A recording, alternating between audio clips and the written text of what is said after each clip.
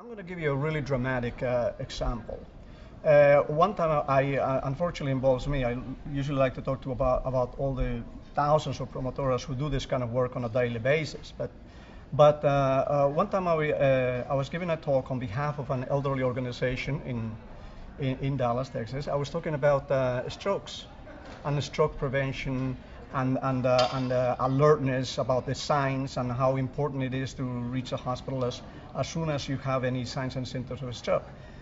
I gave the talk. I felt satisfied. They invited me to have a little lunch. And then one lady comes up and says, "That's Pacheco, could I talk to you? You know, my husband, he's having something, he's drooling." And I said, "Really?" And I went to see him, and he said he just had a little discomfort, but when he would drink water, he would drool. And I said, "I hate to tell you this, but I'm afraid you're having a stroke." And so it is those words that he had heard about numbness, about perhaps not being able to hold the mouth well. His speech was a little troubled, but it wasn't a dramatic stroke. But the fact that he knew those signs that alerted him, we called an ambulance. The ambulance picked him up. Now, coincidentally, many years later, I did run into him. And he said, "My gosh, I went to the hospital. It was a stroke."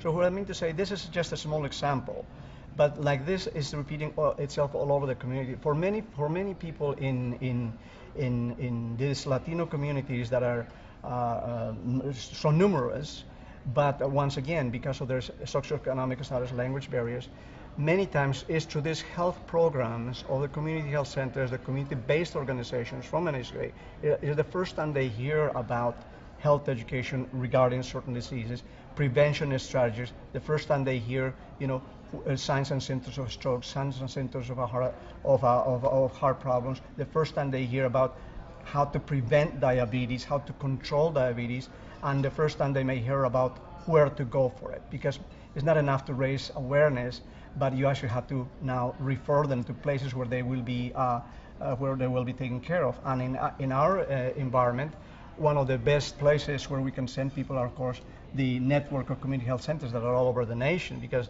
they are there to serve. They usually have bilingual staff, and they're usually, economic resources and insurance is not an issue. So that completes the loop in terms of providing the messages for prevention, for education, but being able to refer folks when healthcare is needed to community health centers. And now with the new movement of keeping people healthy in their communities, the new movement of patient-centered medical home is bringing greater emphasis, greater focus on the individual and seeing the individual's health in the community as being something terribly important. It's an arena where I think the community health centers, I think National Hispanic Council on Aging will play a role in bringing together the community-based organizations, the community health centers, along with the mainstream healthcare systems, so that all of the resources that have been minimized can be more effective and keep people healthy and provide them a good quality of health, good quality of life, and essentially prevent disease, prevent hospitalizations, prevent emergency room usage, and just keeping them healthy so they can go on and be productive members of society, which is what we all ambition to do.